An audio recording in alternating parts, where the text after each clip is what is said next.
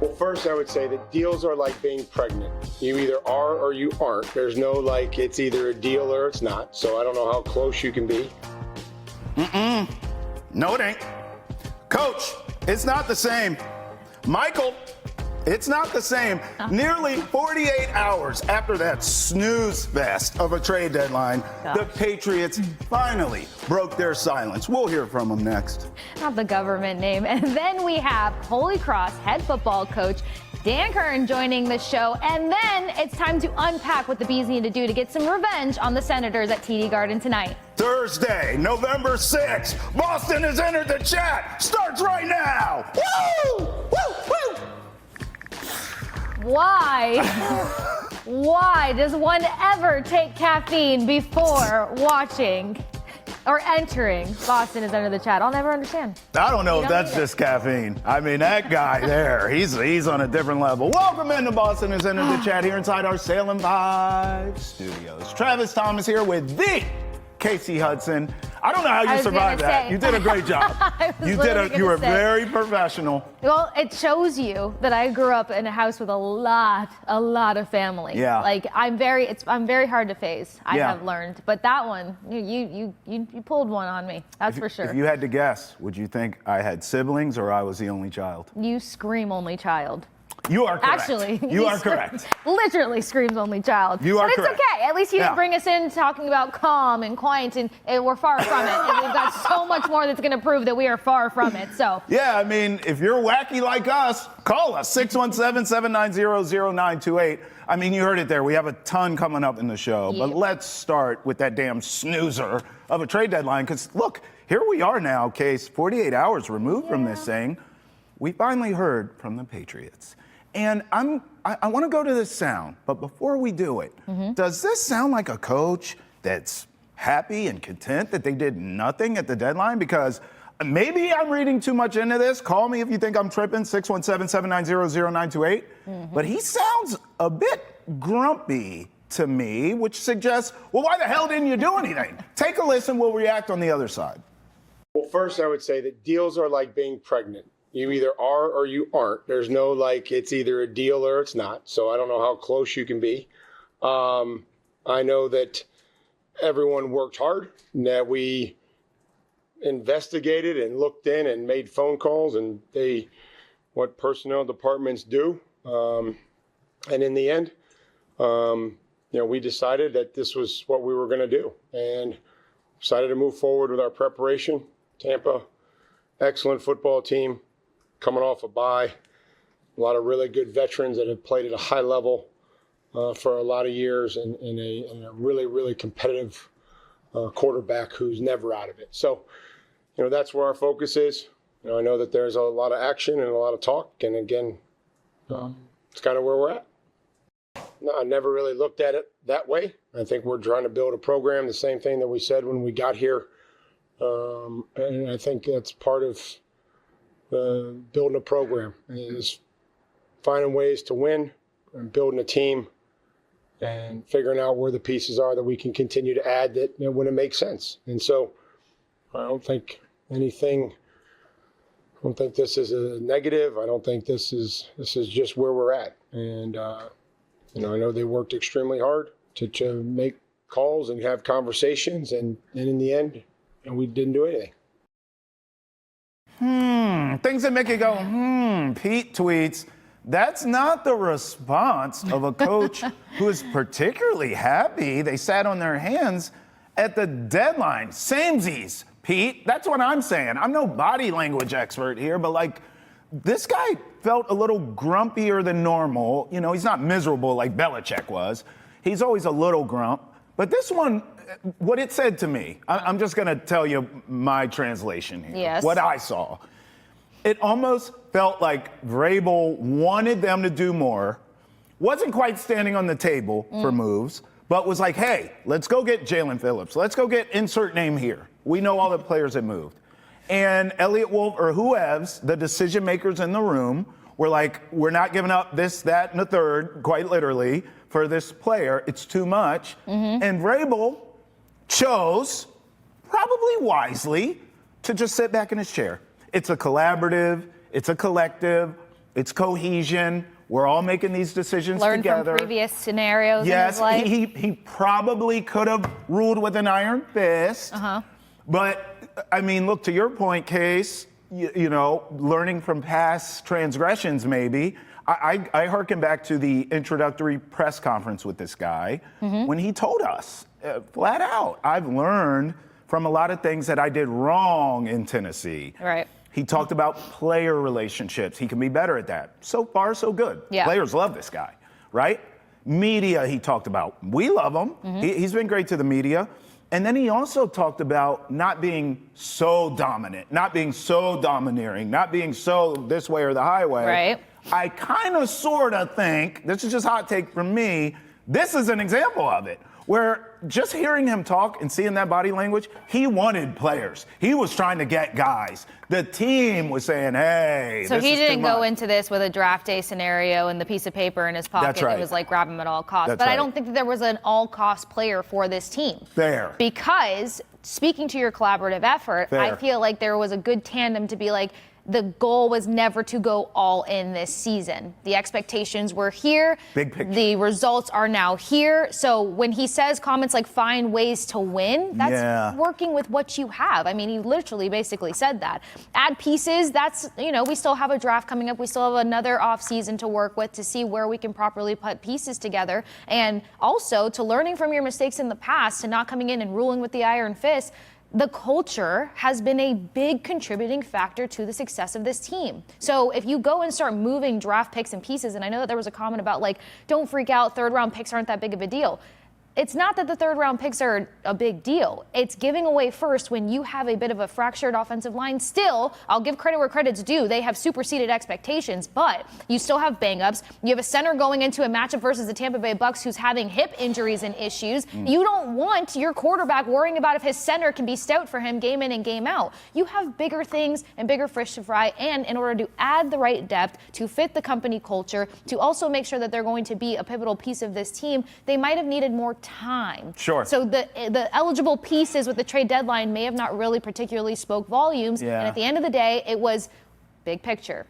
This was never supposed to be an all-in season. Let's see where we get with this, and then we can see where we're going to spend money, Sure. who we're going to bring into the realm of the new era of the Patriots. And oh, by the way, let's make sure we bring somebody in who wants to be here for 3-5 years. Almost like they're ahead of schedule in a way. Yeah, so Yeah. look, I'm a big Kevin Costner fan. I wish he had the paper and the player, but I don't know if there was Yeah. a player that really Sure. fit that, like, let's be more aggressive bill. Well, that's actually where I think the frustration seeps out a little. It was that last line for me where he says all the things. He literally said what you just said, okay? He goes into his whole monologue. But then that last line of Vrabel, very melancholy, was like, so we did nothing. Well, that's what And I I'm mean. like, okay. Find ways to win. You're implying a few things there. Well- Now, we did talk about siblings earlier. I do have to make a point to Coach. I love you dearly, but the whole black and white situation of the pregnancy, not a good idea. There is a such thing as like false positives and false negatives. So like, let's not. He was But to wildin'. jump on the podium with that was almost wildin'. speaks to your point of like, all right, I got to protect what happened. That's what here. I think. I might not entirely agree with it, but I'm going to throw something out there to make sure that it's like, let's just move on. But Case, you know, you're talking about the big name players giving up first round picks. Outside of Sauce Gardner, that didn't really, like, I have a list of guys who could have helped. Jacoby Myers I don't coming back. want him back. I'm just saying, Jalen Phillips, Rashid Shaheed, all these guys, these were not first rounders. So Right. that's why I'm saying some of me thinks Vrabel was trying to do something, but he was sort of voted off the island, if you will, and he accepted it. Because I Yeah. do think he has enough power to veto and say, no. Well, because you got to get give me- him the team that he needs to win. That's right. But I Yeah. think I guess to use the term pick your battles, maybe he picked his battles here. 617-790-0928. Call us. What do you think of the Patriots doing nothing at the deadline? We have mixed reviews on this. Let's start with family to the program. Yes. Alan out in Arizona by way of Lawrence, who kind of feels the way we do. Take a listen. Hey, good morning, guys. Afternoon for you. So anyways, as far as the not trade deadline, I'm not that upset, and I'm going to tell you why. Okay, the draft deadline is like Tinder, okay? So just because you super like somebody doesn't mean that the party on the other end wants to do a deal with you, and that's just how it is. So we actually don't know what they tried to get done, what they were hoping to get done. and what just didn't get done. And so I'm more in agreement of, listen, if the things you were trying to do, okay, you're trying to get that girl who's a 10, right? You don't just drop yourself down to the girl that's a 2 because the girl that was a 10 didn't want anything to do with you. You just got to move on and hope for a better day. And I think that's what the Patriots did. So I'm going to stay positive. I also believe that they know what they have in the room. They know what they have in-house, what they're developing. Maybe they see growth that we don't see, right? That could be on the practice field. So I'm going to believe in that. I'm going to believe in Josh, and I'm going to believe in Mike because they have shown us so much already. And I believe that Drake May is a difference maker, and that could be the difference. And we do have an awesome defense, right? We haven't allowed over a 50-yard rusher. I mean, come on. Let's have some faith in these guys. Nobody has looked dominant. You get all these people that, are crowning people, one point just saying, the Chiefs are done. Oh, the Chiefs are the best. I mean, look at now they're saying the Ravens. Give me a break. The Ravens have been a mess. The Ravens are one loss away from just packing it up. And we know what the Steelers are. They're garbage. Forget about the Chargers. Alan, I always agree with Alan. I disagree with him this time because I will never, in any world, poo-poo Mahomes and Lamar. Like, in fact, I think I like the Ravens take. I think not doing anything at the deadline could come back to haunt you because one thing I've seen with thine eyes a million times with these dudes is the Ravens choke in the postseason. Well, yes, but. The Steelers choke in the postseason? They're not in the chat. Okay. I'm just talking Mahomes. I'll tell you what, I'll throw another name in for shacks and giggles. Mahomes, Lamar, and Josh Allen. Mm-hmm. I see them lose when they are uncomfortable with a pass rush. Mm-hmm. I see them lose when they are on the sideline holding a clipboard because you're running the ball down their face and they can't get on the field. Patrick Mahomes, yes, bad coaching for Josh Allen. I'm just saying, formulaically, That's how you beat these guys.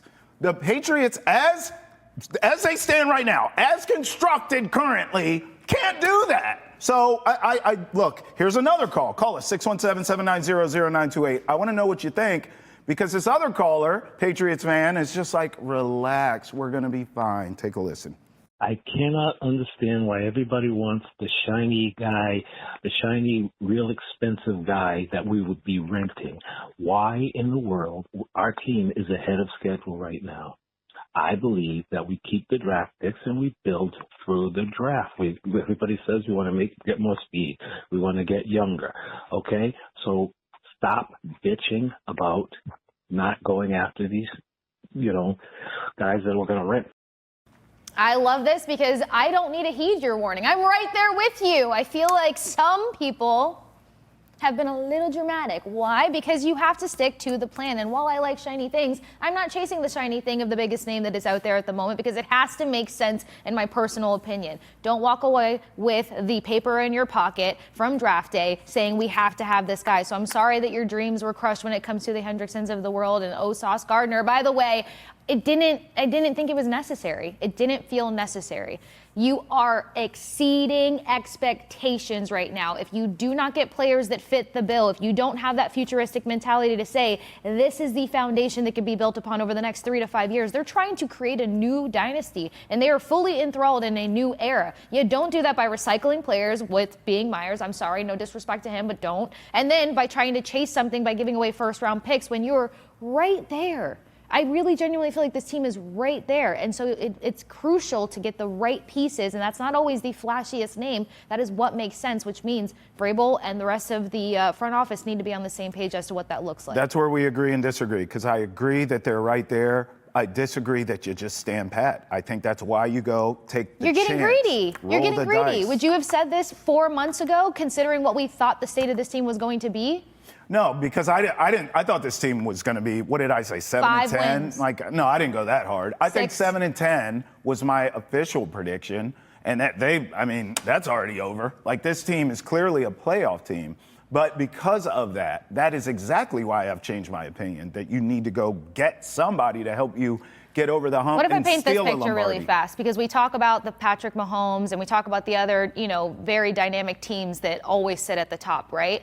well, considering timing being everything, let's say that the Patriots get even better next year and then Patrick Mahomes loses a Travis Kelce and a this and a that. You're talking about teams that might age themselves out of competition to a degree. Sure. And that's maybe another perspective as to why they didn't feel the need to hit the button this moment now. What do you think? 617-790-0928. Now, there is a player going on a world tour practically right now who could help the Patriots, except that, well, the Patriots are not interested, or maybe he, or what's going on, Rap Sheet, who tweets, it'll be a busy couple weeks for Asante Samuel Jr.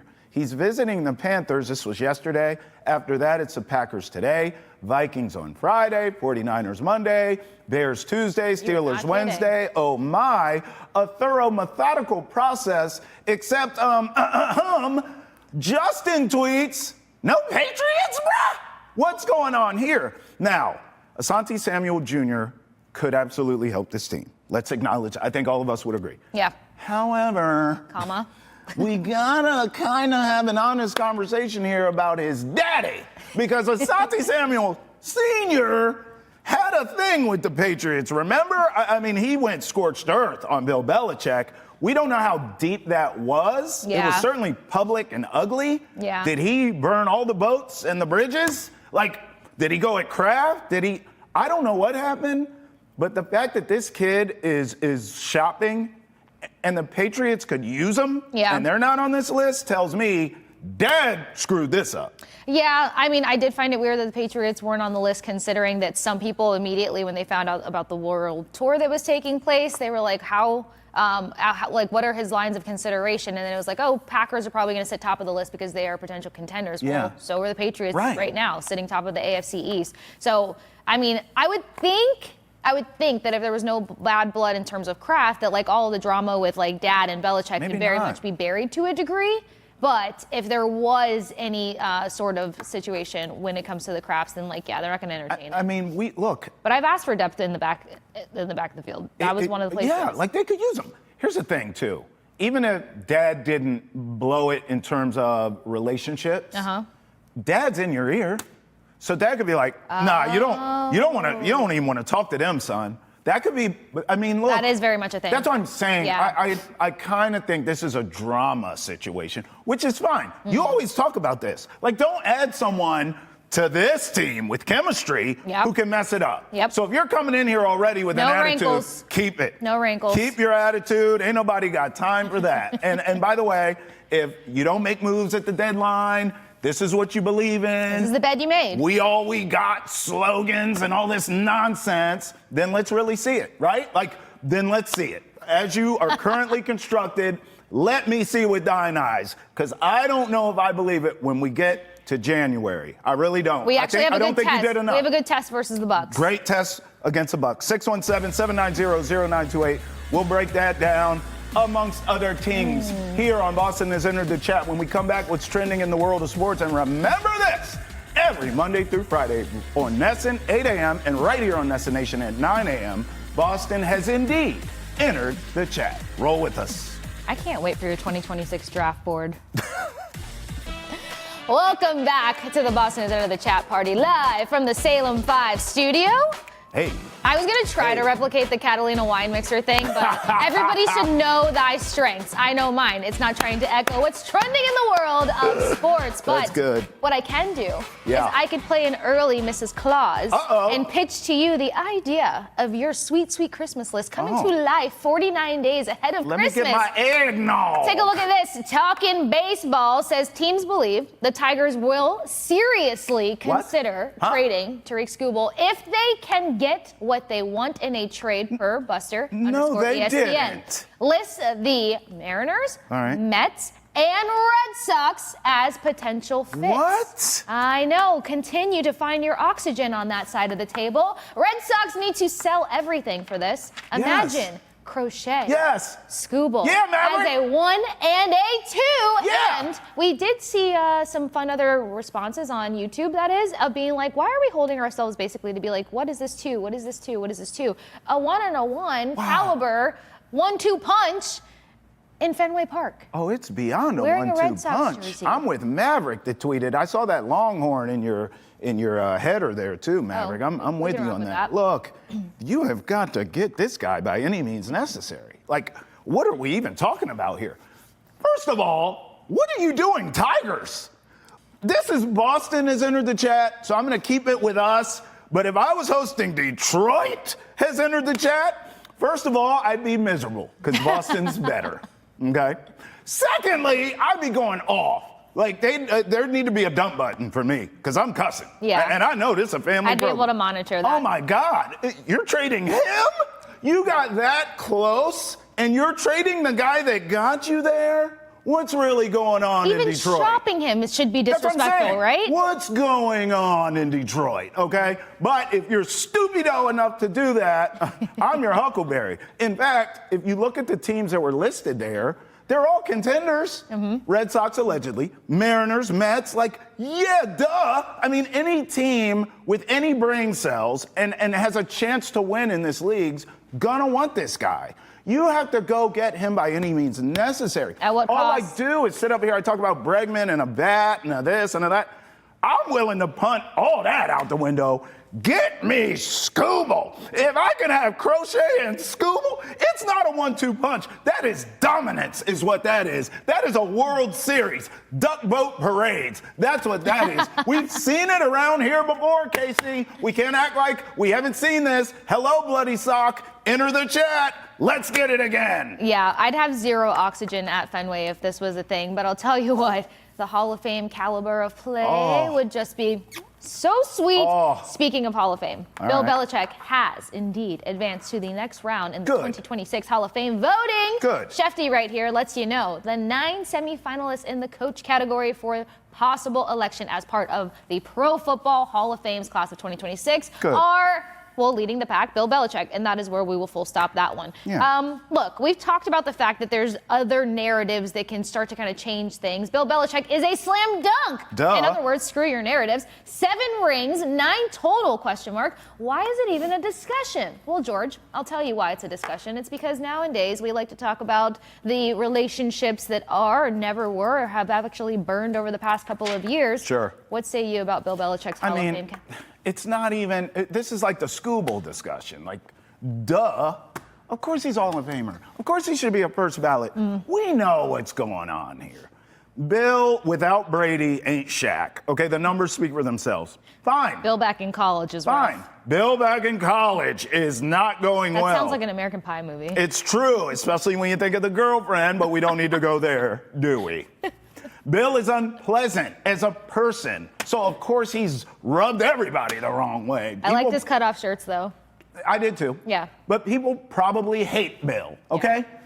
Fine, I'll give you all of that. He's still a first ballot Hall of Famer. And this comes down to, like everything else in life now, it makes me sick. Everything's a popularity contest and politics and blah, blah, blah. What about the facts?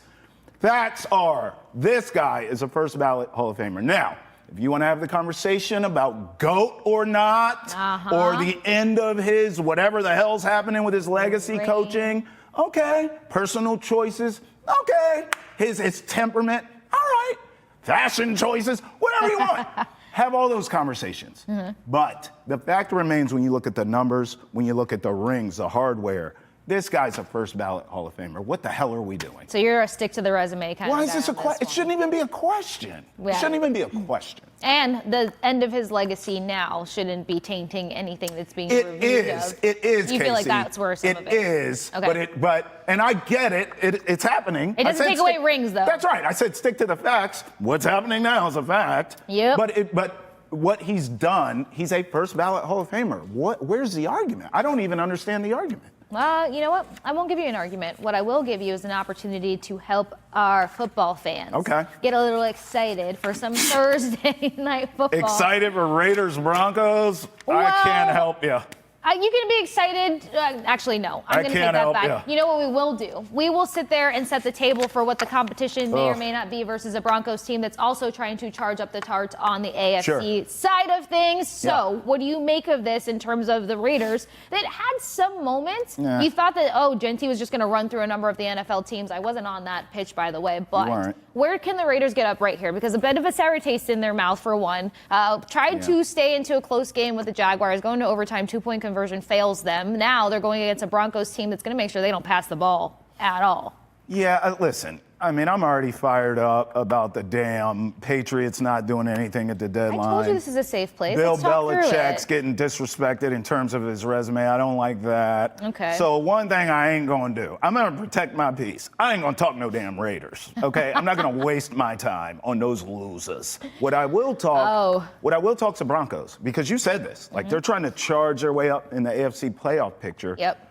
As in, like, they're playing for a number 1 seed. I'm sure seed was a better way to say that. I get there's a ton of football left to be played. Like, I get it. But at the same time, they're one of the teams vying for this, just like the Patriots are, right? And the Colts, and we know the rest. So the Broncos, this is exactly what the football doctors ordered. Congratulations, you get the Raiders. I mean, so they're going to beat the hell out of the Raiders tonight. I'm not betting the game in terms of player props. You know, a lot of times we'll jump into... Could I entice you in one player prop? Okay. All right. Broncos defense does allow roughly 20 rush attempts and 80 rushing yards. You've got Genty, who's going to try to make sure that he makes magic happen for this Raiders team. Could we potentially look at any sort of positives in the rush attempts? 20 plus, carry the one. I tell you what, you know what? It's betting against the Raiders. Sign me up. Other than that, I'm laying the points because the Broncos are going to beat the snot out of the Raiders tonight, and it's only going to help them. No Bo Nix props? I like Bo Nix, but one of the reasons I like him is because they don't ask him to do much. True. But, you know, game manager, managing the game as a quarterback gets a negative connotation. I disagree. I think it's perfect for Bo Nix. Hey, we have a good team, good defense, good weapons, best coach is Sean Payton or one of them. Just don't crash the car, kid. So I don't like betting Knicks props because he just manages a game. That's why they win. All right, well, a lot to unpack there. Let us know your thoughts on potentially snatching Scooble. And then some. 617-790-0928. On the other side, Dan Curran joins us to talk about some magic in Fenway when it comes to football. Back at it with Boston has entered the chat. And as promised, Dan Curran joins the show, head coach of the Holy Cross football program. Coach, how's it going? It's doing great. Appreciate you guys having me this morning. We are very psyched to talk with you, but we got to start with the exciting part, the legendary part. You guys are going to be playing football in Fenway on November 22nd. How did this come about? How much are you guys looking forward to being able to be on such a, let's say, sacred grounds and play football? Well, it's an incredible opportunity, really, for our entire program, our student athletes, our coaching staff, our student body, and obviously our alumni as well. And I think it takes on a different type of significance for the young men that grew up in New England too. I know myself included, having an opportunity to go into games when I was a young kid. So incredible opportunity. Our athletic director, Kit Hughes, and our administration, I think, has been working hard at this over the last couple of years to get us involved, you know, in the opportunity to go play at Fenway and to do it, you know, against a program, a school like Georgetown that's also a national brand. I think it's a really great opportunity for both schools and one that we're excited about. Coach, I know obviously you want to build some momentum going into this game. What are you preaching to your team right now? Team's been struggling so far this season. Big one this weekend on the road against Lehigh. How are you trying to sort of right the ship here so you can go into Fenway with a little momentum, a little juice? Yeah, there's no question. I mean, you know, the season hasn't gone the way we had hoped for and envisioned at the beginning of the year. You look back to the 2024 year when we won a piece of the Patriot League championship, so we had high expectations. We knew coming into the year there was going to be a couple critical areas where we had some guys going to have to learn on the fly, in some spots, particularly on offense. And you know, there was no training wheels games. We probably played what is probably the most difficult schedule in New England. And obviously we needed to find a way to speed up that development in a couple of those spots. The good news is this has been a resilient bunch. You look at, you know, the record, it is what it is. We all have an ownership stake in it, and we all got to find a way to continue to get better. But this group has given themselves an opportunity to win each and every week. For the exception of the Harvard game, we struggled with some turnovers. So we know we can play with anybody. A couple of those areas that we're struggling early in the area on offense have continued to improve. And we're excited about the opportunity in front of us this week, playing against the number 4 ranked team in the country in Lehigh. Coach, you're from the area. Tell us all how you grew up and what does it mean to you personally to get a chance to coach in Fenway? Yeah, I mean, obviously I grew up in Chelmsford, Massachusetts, suburb, about 35 minutes northwest of Boston, right next to Lowell, Mass. And, like a lot of young kids that grew up in the area, I grew up a diehard Red Sox fan. And remember those challenging years. I remember the 86 year and obviously those early 2000s when they turned the corner. So a place that's got so much history and a ballpark that's so unique in so many ways. To have the opportunity to go play there again against a national brand like Georgetown is such a cool opportunity for really our entire program and our entire Holy Cross community. I feel like it's always something special when a coach has their own particular player journey and then they can pull things from their path and kind of implement it into their program. What are some things from your playing journey that you make sure is established in your culture as a head coach right now? Because you mentioned they're a resilient group and you have to have the right cadence. You have to have the right delivery to make sure that the buy-in stays present, but more importantly, that there's something to look forward to always. No question. Well, I think at the end of the day, whatever your program's culture, that you claim that it is, and whatever your program's identity is, you better be able to, turn on the film and go to a game on Saturday. You better be able to see it. And if you don't, then at the end of the day, it's just words that you put on the back of a T-shirt or you put up in a locker room. And we talk all the time about what it means to be Seder tough, and it's not just the traditional sense of being physically tough, but being mentally tough and being resilient, being a bunch of guys that are great competitors that love the game. And being guys that embrace being a great teammate. And to me, all those things expose themselves much greater when things are challenging. And, we've built this program around that because we have a really good foundation. It's a big reason we had success last year and a big reason why we're going to have success moving forward. We have a really talented young nucleus. We got a great group of older guys that have done a great job leading in some challenging times. And that's going to obviously lead to a breakthrough here very soon. And we're excited about, obviously, not only Fenway, but about the opportunity in front of us this weekend against a really talented Lehigh team. Case, I mean, he's being humble. Do you see those traps? Like I was waiting to see when we pull the fullback conversation into the chat, just so you know. He could still play now. Yeah. He could play in Fenway and light these kids up. In fact, Coach, are you getting after it in the weight room with your players? Or are you going all Bruce Wayne on me and lifting weights solo in the back cave? We see Vrabel getting involved with the Patriots. What's love going the on action here, Coach? A little bit of both. At the end of the day, unfortunately, those days are over. I love the game, and obviously, I don't have a lot of hobbies outside of my family and football. I love to compete and have an opportunity to jump in there with my players sometimes is obviously a great way to bond with those guys. And, I still love to compete, and that's a way for me to be able to do that in addition to obviously coaching this football team. So I think it's great for the program that our staff is a lot of those guys are like that as well, and it creates a different kind of bond with your players. And, I try and fight the good fight. I may not be able to do it every snap, but I could probably give you a couple inside zones on third and short. So I believe it. I believe it. Coach, let me ask you this, because there's some young studs out there watching this right now, watching this interview and trying to decide where they want to go to college. What are you looking for? Like, give me the Holy Cross player profile that you seek. What are you looking for in kids that you bring in? What are they going to get playing for your program? Well, I think first and foremost, you got to get kids that value education. We're a high academic school, so having kids that are good students versus families that value education, those are two different things. We want individuals, obviously, that don't just like football, but love it. And you can see that with the kids in our program, the way they attack and compete every single day, regardless of what's going on around them. We want kids that obviously at the end of the day value community too. And that's a big part of what we have here at Holy Cross is an incredible community. That's got to be an important piece. And we want individuals that are focused on the right things. We talked about being what Seder tough is. Like, I want kids that take ownership in their performance, that want to compete every single day, want to be great teammates when things are good and things are bad. And those are things that are really critical in the recruiting process when we're looking for student athletes, not just kids that have great transcripts that have to be really good at football. The piece for us and what we can provide a young man and their family, I think, number one, you're going to get a world-class education. You're going to have an opportunity to have unbelievable career opportunities after football. And you look at with our 90-wide program and our alumni group and what they're able to do for these kids and the networking opportunities they can provide, it's unbelievable. And I don't think I've ever seen anything like it anywhere else, including some of our peer institutions. I think the other piece that you're going to get is development. This coaching staff has had a lot of guys that have developed players that have moved on and played at the next level. This program has done that as well. We have 5 guys right now currently in the NFL. So the opportunity to develop and play football at the highest level is very much a real thing here.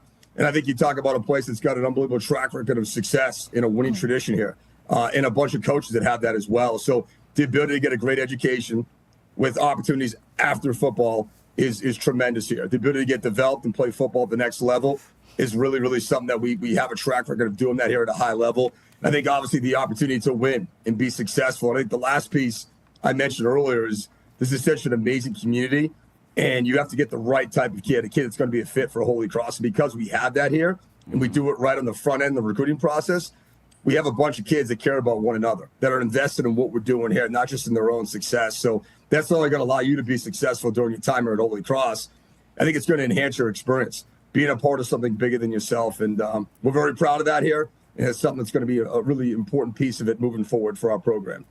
Yeah, that's tremendous. I think it just helps prevent feeling claustrophobic when it comes to life decisions. And we see a lot of that paralysis for athletes who think that they only have one option and one out, and encouraging the education is tremendous. You talk about development being a part of the program. You played fullback. I just have to know, what adjustments have you had to make seeing the NFL landscape kind of change? Because as a girl who grew up in an era where fullbacks were very much key and pillar to their teams, and the 49ers are like the only team that still kind of rosters a fullback. How have you had to kind of adjust your perspective along with, like, you know, coaching and developing kids as certain things have changed in the NFL over the years? Well, I think the biggest thing that there's a coach you have to do on a staff, you got to make sure that you may have some sort of a philosophy or an identity that you want for your offense, your defense, and your special teams. But it's really important year to year to build your scheme around your personnel. The game has changed. I grew up as a tailback, played tailback in high school, played tailback in college at the University of Hampshire. At the next level, they don't really give you much of a choice. If you want to get paid, you go where they tell you to go. So I moved to fullback at the professional level. It was a great experience for me. But to me, it's about getting the right kids and the right competitors in the program, and then building your system around what you have personnel-wise. So that could look different year to year, depending on your offensive linemen, the skill set of your skill guys. Obviously, your quarterback is a really important piece. You see the teams in the NFL that have success, they do a good job building around what their quarterback does really well, as they're developing them on things that maybe they're not a strong suit for them. So I think it's so important to continue to adapt, not just with what's going on with the football landscape and the college game and the NFL, but currently with what your personnel is in your team on any given year. Coach, I want to piggyback off you, the player, because I have a lot of respect for the Arena League. Parts of my career, I covered Arena League football, and I know you also sniffed around the NFL as well. Do you have any memories you can share with us that are family-friendly, Coach, from your playing days that you could get into, that you remember and kind of have fond memories of? No, I think one of the ones, I guess, from a New England roots standpoint, at that time when I was playing, the AFL was actually owned and operated by the NFL. The NFLPA was part of our representation. There was a different time, and I think we were on NBC and ESPN, and I was part of the Saints organization, both as a player and with the Saints AFL team, and we were playing the Philadelphia Soul in a game.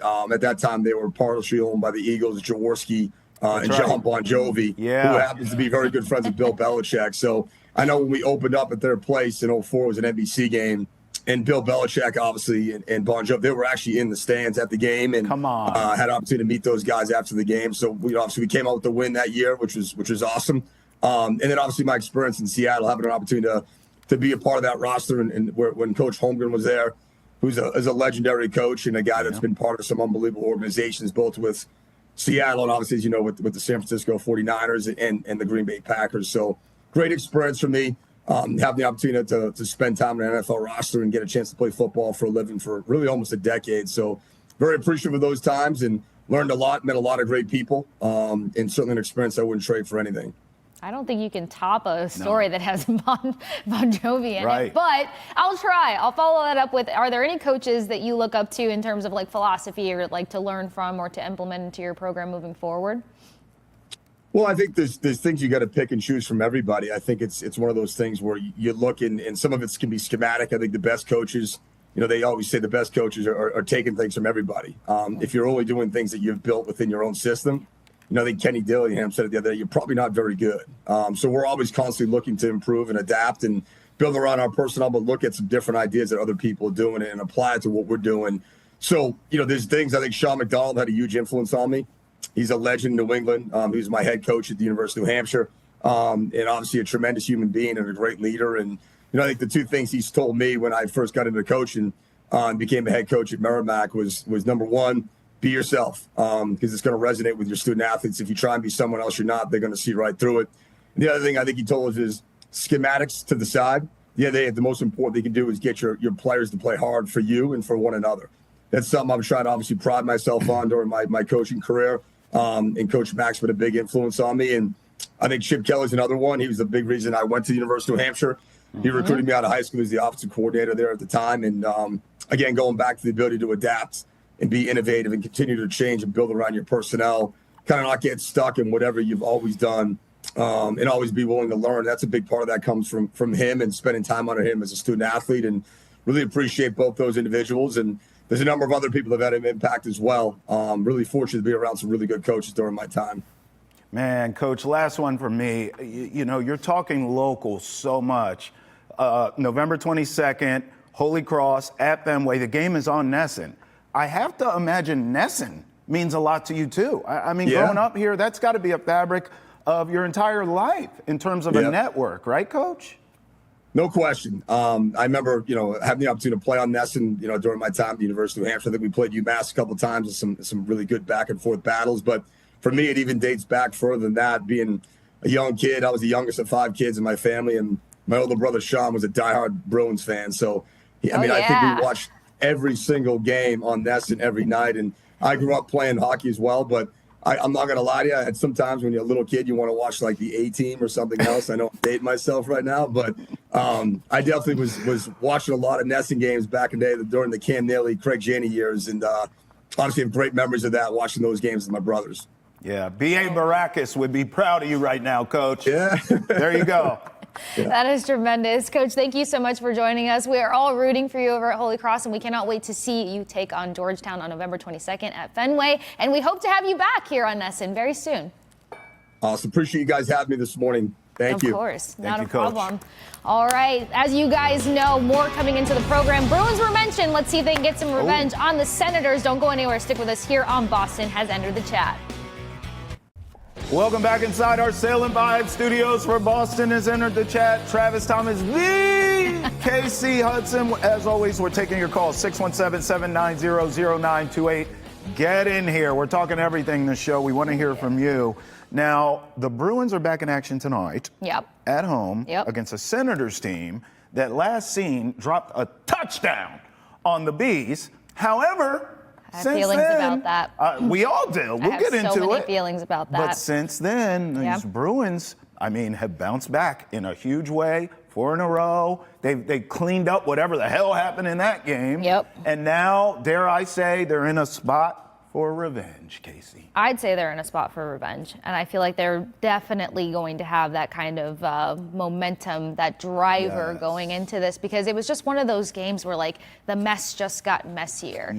When you just pick at an ice pick and then all of a sudden the avalanche comes about. I will say, Blackhawks did get revenge on the Senators the next game because they put up a touchdown on the Senators. So they got a little bit of a taste of their own disdain, to say the least. But all this to say, we have seen an immediate impact in Hampus Lindholm returning to this lineup and kind of helping settle things down on the back end. We've seen the deep pairings change up a bit. We're seeing how much Zadorov and McAvoy really enjoy playing with each other and feeding off of each other. So that should help minimize some things. The key thing going into this matchup is that they fed into the special teams bait. They allowed the number 6 power play at that time to go off on the power play time and time again. I believe 3 or 4 of the goals, of the 7 goals, were off of the power play. Jeez. So you can't, I've said it a number of times, you cannot gift where it is a team's strong suit. So they're going to have a lot more discipline this time. And I think that they're fully aware of that, making sure that they don't pass out those opportunities.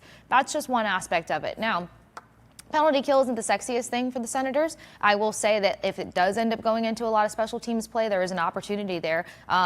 Kastelik is one of the top guys who's been drawing penalties right now. Pasta was kind of leading top 5 players in the NHL just a week ago. So you're still looking at a team that you can kind of let it work in your favor, but I don't want to see this matchup go down to who's going to pick up the most power play goals. The Bruins have a chance here to kind of take another stride with 5-on-5 opportunities and just kind of protect whoever's between the pipes. They have a huge chance to really load up against either goalie for the Senators, as long as they can find their way into the slot, which we started to see a lot of that progress over the past couple of games. Do you think it's going to be Ullmark, our old friend? I would like to see Ullmark. I kind of feel like it's going to be Ullmark. Yeah. Like, I feel like we were kind of cheated out of him not being in the first game. And it was almost disrespectful in a sense. Like, why aren't you going to put Ullmark versus the Bruins? So wax poetic tonight, TD Garden, he's in between the pipes. You can see that? Me too. Yeah. Is that advantage Bruins? Well, Ullmark hasn't been playing great lately, and taking it back to the slot, his slot percentages dive. And if this is a team that can find their way, which, oh, by the way, they can, let's just look at where some of the scoring is starting to come to tune. You're seeing players take more shots from that mid-range. You're seeing guys like, well, I've already talked about Geeky kind of finding scoring all over the place. Arvidsson's been a massive net front presence for this team, but that's something else that has just kind of dipped down when it comes to Ullmark and his save percentage, is like any mess, any chaos going on in front of the crease, he hasn't been able to manage it. And Senators have kind of let a number of guys sneak through. So there's things that they could pull off of from the Canadiens game where they just lost to Montreal. A lot of it was slot shots and getting net front. Okay, so this last game was 9 goals combined, most of them from the Sens, but whatever. We know the math. Do you sense a high-scoring game here or lower scoring? I'm trying to get a feel for you just for Lower. other purposes. Well, what's lower? Well, the Under. total, I mean, if I you're was gonna interested, say. the total's 5.5. So I'm just wondering where you're leaning, higher scoring or lower scoring, as it pertains to 5.5 total goals. Weirdly, I could see it going over. Me too. Yeah, Casey. but not in a sense to say that, like, Not what we saw last time. exactly. Right. Exactly. Okay. All right. But, like, Okay. I feel like the Bruins can finally get a better rhythm going here. Sure. The most important thing is going to be not passing out power play opportunities. Right, fair. 617-790-0928. Call us. We're talking bees. Brian in Rhode Island not only called us, he has a question for Case. Take a listen. Hey, this is Brian from Rhode Island. I had a quick Bruins-related question. I love that they were able to keep the streak going after that recent slump. Not sure if it was brought up on the show, but do you find it a bit of a coincidence that they haven't lost since Sturm benched Mason Lohrei? Don't mean to throw shade at him, but he hasn't necessarily been my favorite player on the team this season, with some sloppy plays that became bad turnovers that became opposing goals and stuff. What do you see the team doing with him going forward? Maybe just refining a bit in Providence again. Would love to hear what y'all think, especially Casey. Love the show. Take care. Thanks, y'all.